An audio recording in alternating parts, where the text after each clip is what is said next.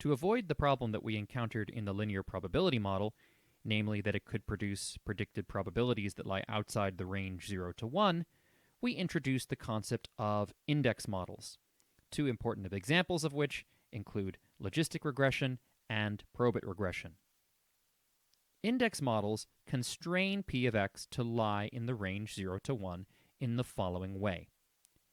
We assume that p of x, which is to say the probability that y equals 1 given x, is equal to g of x prime beta, where we assume that x includes a constant, the function g is strictly bounded between 0 and 1, g is differentiable and strictly increasing, and g has limits at plus infinity and minus infinity of 1 and 0 respectively. In an index model, we call x prime beta the linear index, and we call g the index function. To understand why these restrictions make sense, let's consider partial effects for an index model. Defining g lowercase to be the derivative of g uppercase, we find that the partial derivative of p of x with respect to xj under an index model is little g of x prime beta multiplied by beta j.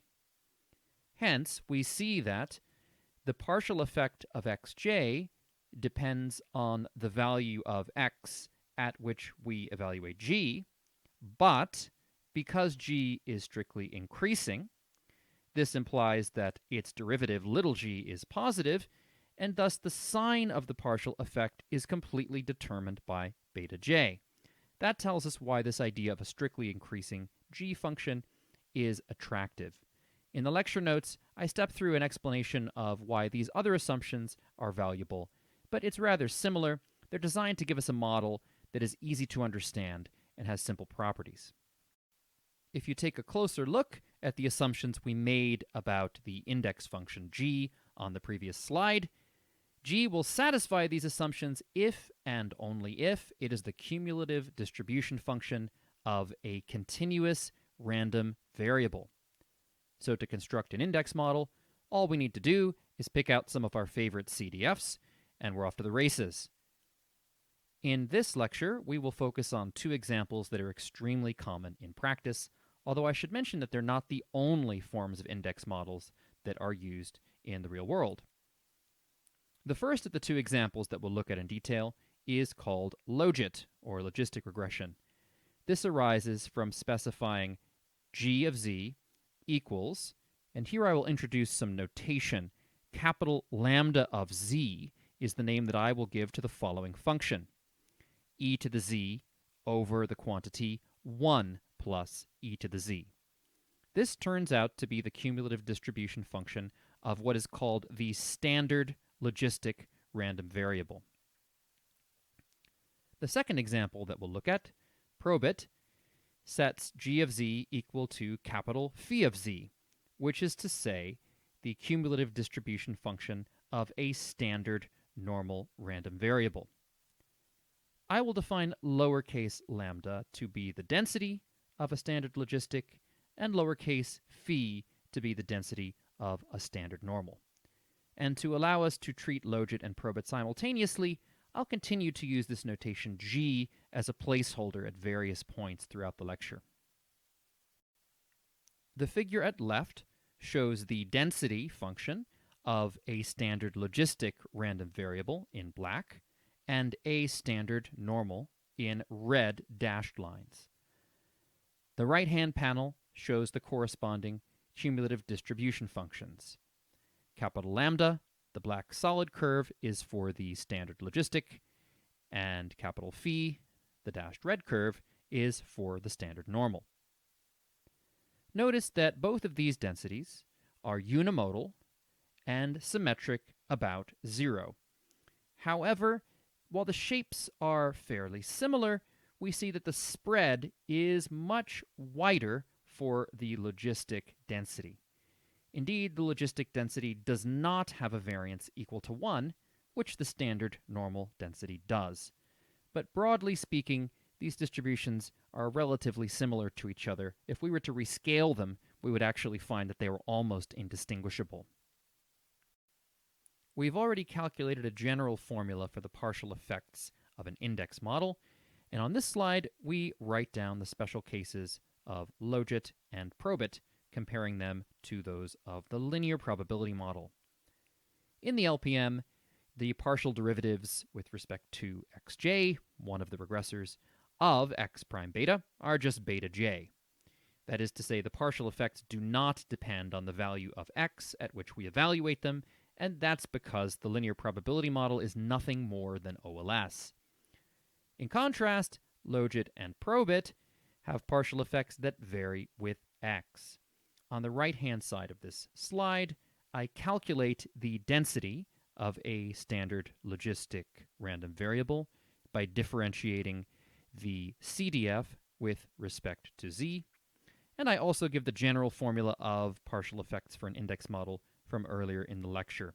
So all that's happening here is I'm substituting the density of a standard logistic for lowercase g for the logit model, and I'm substituting the density of a standard normal for lowercase phi in the probit model.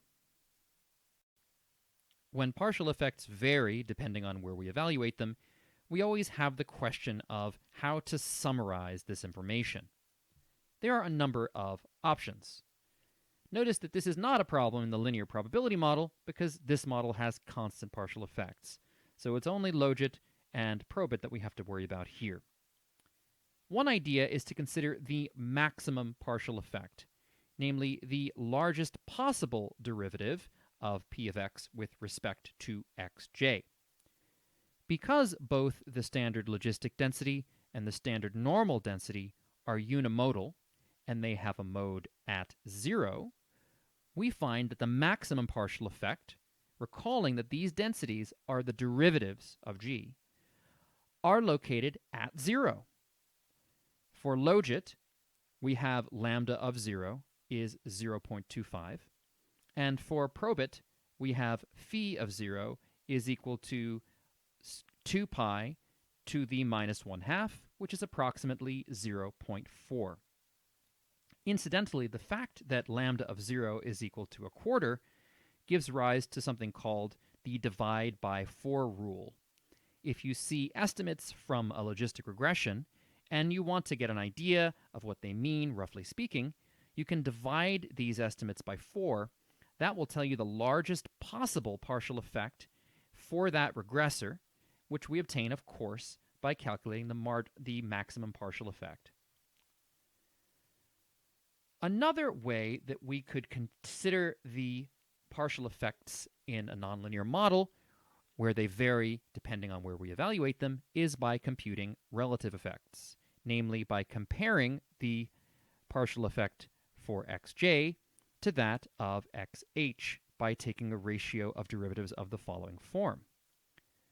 For an index model, we see that the common factor of little g of x prime beta will always cancel out of the numerator and denominator when we do this, leaving us with a ratio that does not depend on where we decided to evaluate the relative effects. In other words, relative effects for index models do not depend on x. So two reasonable ways that we could try to summarize partial effects. One is by calculating relative effects. Another is by calculating maximum partial effects. A third way of summarizing this information, of course, is by calculating average partial effects.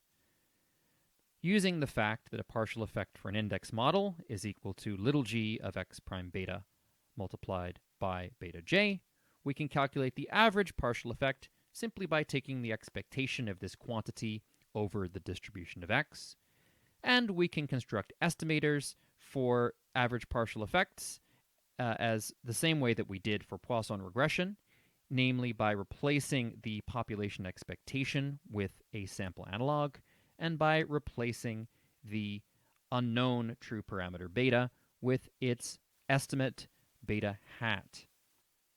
A word of warning, you may be tempted to conclude that the average partial effect is the same thing as the partial effect evaluated at the average of x, but this is not true. In general, the expected value of a function is not equal to the same function of the expected value.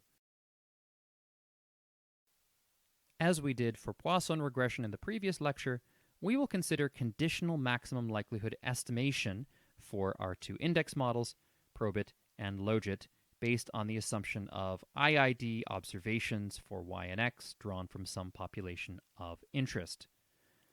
The conditional likelihood for an index model takes the following form. The probability that y equals 0 is 1 minus g of x prime beta, while the probability that y equals 1 is g of x prime beta.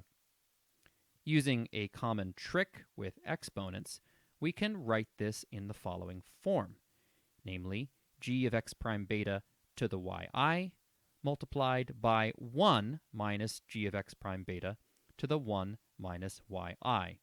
To see why this works, just plug in alternately yi equals 0 and yi equals 1 and see that it gives exactly the same thing as the expression at left. Taking logarithms, we obtain the following conditional log likelihood, namely yi times the logarithm of g of x prime beta plus 1 minus yi times the logarithm of 1 minus g of x prime beta. The sample log likelihood, as usual, takes the following form, and continuing to apply our theory for conditional maximum likelihood estimation from our previous lecture, beta naught, which is to say the object we are estimating, is defined to be the value of beta that maximizes the expected log likelihood. If our model is correctly specified, then this beta naught is the parameter of the true conditional mean function. Otherwise, it's the Kullback-Leibler minimizing parameter value.